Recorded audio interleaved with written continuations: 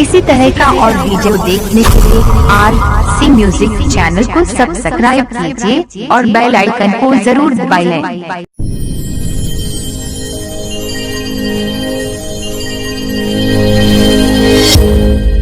Light, camera, action. कोयल सी तेरी बोली,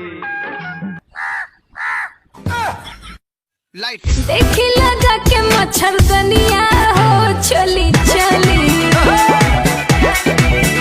रानी हम भर लोट पानी हो अवधानी, रानी हम भर लोट पानी हो अवधानी।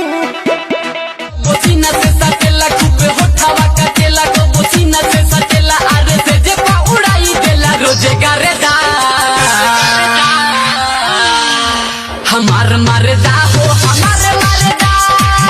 जवानी के गर्मी न सहले सहाता मोहब्बत के मुर्गी बनबो हो टाट पिछावा से चूक राजा जी एगो हो टाट पिछावा से चूक राजा जी लगाई दी चोलिया के हुक राजा जी लगाई दी चोलिया के हुक राजा जी।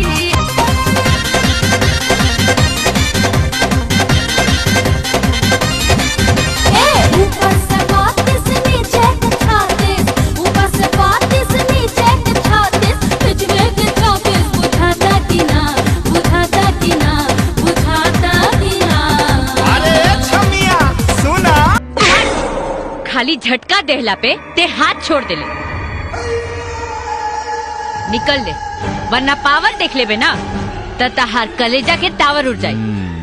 उठावा के जाम रानी उठावे से पिहा, उठावा के जाम रानी उठावे से पिहा। रानी जब तक जिहा तू तो हमारे के दिहा।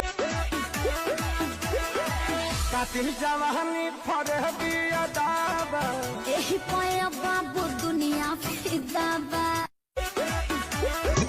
तहर आदत ह पुराना रोजे करेलू बहाना। तहर चिकन सामान हमरा कबो न ठके।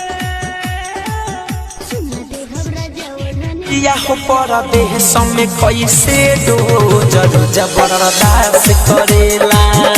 सया हो परा देह समय कैसे दो जरूर जबरदस्त करेला।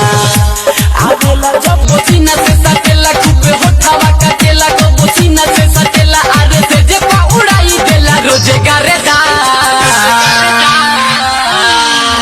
हमार मारेदा